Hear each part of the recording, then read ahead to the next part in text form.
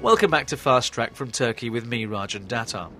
Now, despite the fact that it's only around 30 kilometres long, the mighty Bosphorus River has iconic status here in Turkey. It's the point where east meets west.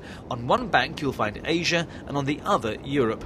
And on the 20th of July every year, the river plays host to the annual Asia to Europe swimming race. So if you fancy bridging the two continents with a backstroke, be sure to book your place. And to find out what else is going on in the world in July, let's head back to the studio to join Tina Banks. Thanks, Rajan. Well, if bobbing along the Bosporus isn't your idea of fun, well, allow me to take you on a trip around the globe that's bound to tickle your travel buds. Spain is our first port of call. Where you'll need to be quick on your feet if you intend taking part in the annual Running of the Bulls event in Pamplona in northern Spain.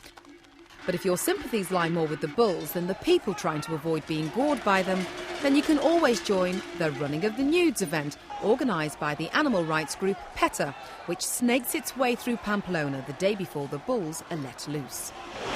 Don't expect any peace and quiet at this July's Roskilde Festival. 80,000 fans and some of the biggest names in rock make certain of that. Headlining this year are Radiohead, the Chemical Brothers and legends of rock, Judas Priest. But if it's more of a literary high that you're after, then head for Florida. That's where every July the residents of Key West celebrate the life of their most famous resident, the novelist Ernest Hemingway. They give readings, go fishing for marlin and even try to pass themselves off as him at a looky-likey competition. Well, what do you reckon? They asked me not to go this year, you know, to give other people a chance. So try and top this if you can. Fat chance. Now, we might be heading towards the men's singles at Wimbledon, but if you want some real men's sports, head for Mongolia, which is about to line up some macho sporting madness. Archery, bareback horse racing and wrestling are the spectator sports of choice here, with the biggest events taking place between July the 11th and 13th in the capital Ulaanbaatar. And if you do go, try touching the sweat of a winner. Apparently it's really lucky. Try doing that at Wimbledon.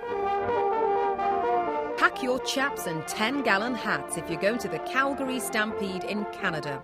There are serious cash prizes for the bravest riders who compete in the rodeos, bull riding and chuck wagon racing.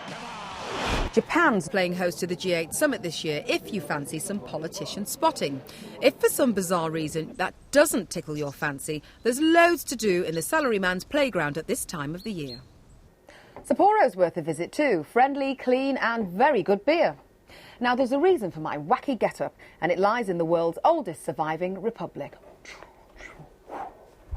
San Marino lies landlocked by Italy and was founded back in 301 AD, about the same time the soccer team last won an international match, I think. Anyway, at this time every year, it remembers millennia gone by in its Giornate Medievali. There are reenactments of famous battles, along with folk dancing and good old-fashioned feasts. While the rest of us slug our guts out at work, the Frenchies have a big public holiday. Not only that, but a great big national party too, Zut alors! But just you watch that champagne intake, though. And finally this month, an incredible spectacle from the natural world. East Africa's wildebeest all migrate across the Serengeti National Park in July. Hot on their heels, obviously, are all manner of big cats, crocodiles and other unpleasant surprises, looking for an easy spot of lunch. It's a dream safari holiday. Well, that's it from me for this month, but hopefully you'll find something in there to tickle your travel buds. But if you want more information on my top 10 list of things to see and do, then check out the website bbcworld.com/Fast Track, and I'll see you again next month. Meanwhile, it's back to Rajan in Turkey. See ya. Well, if you want to escape from the hustle and bustle of Turkey's big cities, then this vast country does have plenty of options. Fancy the coastline without the tourist hordes, or exploring the big outdoors? Well, trekking in Turkey is really taking off, with the Lithian Way in the south regarded as being one of the best walking trails going. Of course, if you wanted to negotiate the whole 300 miles, it would take you a month. So we dispatched Amandeep Bangu to get the highlights.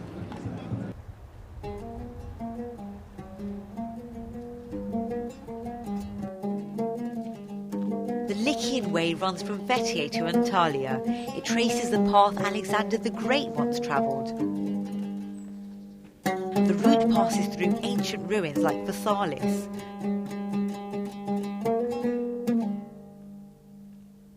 Everywhere you look, there's evidence of past civilizations. The Greeks, Romans, Byzantines and Persians have all been here.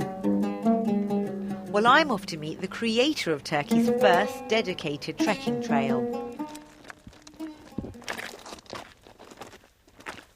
Kate Clow is keen to show me around the tombs and temples of the ancient city of Olympus.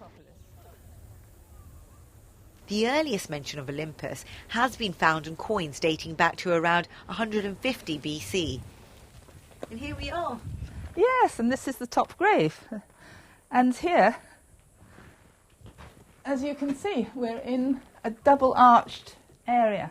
And you can actually look into the heart of the tomb and see this is where the body would have been buried. Yes, indeed. And they had some sort of tool that they could put in here to pull the slab across the opening.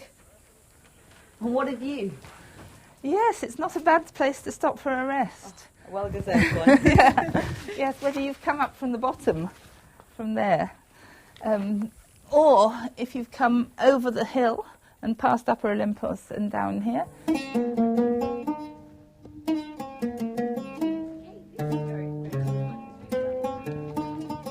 This is the grave of one of the pirate chiefs, and you can see the picture of the boat on the side. And of course just round the corner, wow. Yes, here's your view, the breeze, yes. That's a great thing about Olympus and society. You're right there on the coast, aren't you? Right there on the coast, and look, there's somewhere to swim, there are boats, there's canoes. It's really nice. And we couldn't resist the perfect antidote to a day's trekking.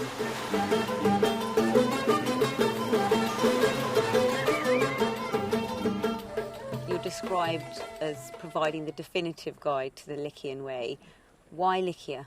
I think it's a combination of the history, the scenery, and the friendliness of the people, the feeling part of the society that you're walking through. So what's been the impact on the local community of the Lycian Way opening up? I'm really surprised, actually, how well the route has sort of sat into the local community and coalesced with it. And there are things rubbing off both ways, you know. The local kids are learning a bit more English and they're talking to people that come past. But also, Europeans are learning quite a lot about how Muslim culture actually works in practice. And they like what they see. It's nightfall when we arrive for our taste of Turkish hospitality. Selam, merhaba, nasılsın? İyiyim, sen nasılsın? Hoş geldiniz. Hoş geldin. Hey. Merhaba. Buyurun. Our host, Sevim Arslan, is one of the many villagers opening her home to trekkers. Just what you need, dinner waiting for you by the time you come home. This is chicken with potatoes cooked in the oven. Daylight reveals the true beauty of the Yayla Kuzdarir village, dramatically located on the slopes of Mount Olympus. Trekking tourism provides much needed income for these isolated villages. Merhaba Mehmet Ali, sen nasılsın?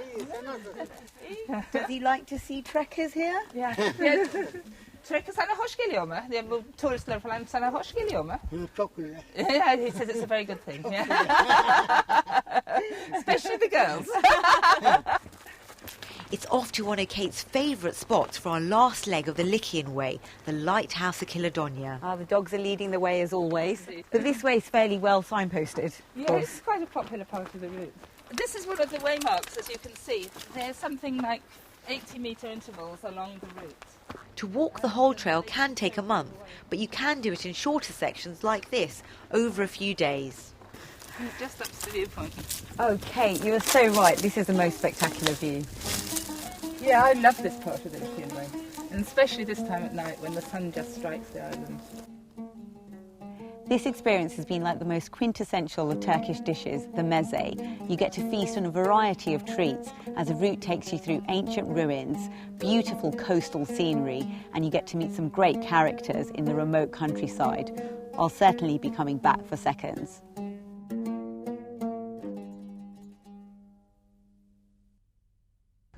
Amandeep Bangu there, trekking Turkish style through the Lycian Way. Well, that's all for this week, but please join us next time when Thalia will be looking at controversial new proposals being lined up in Europe to install closed-circuit TV on planes. But for now, from me, Rajan Datta, and the rest of the Fast Track team, it's goodbye.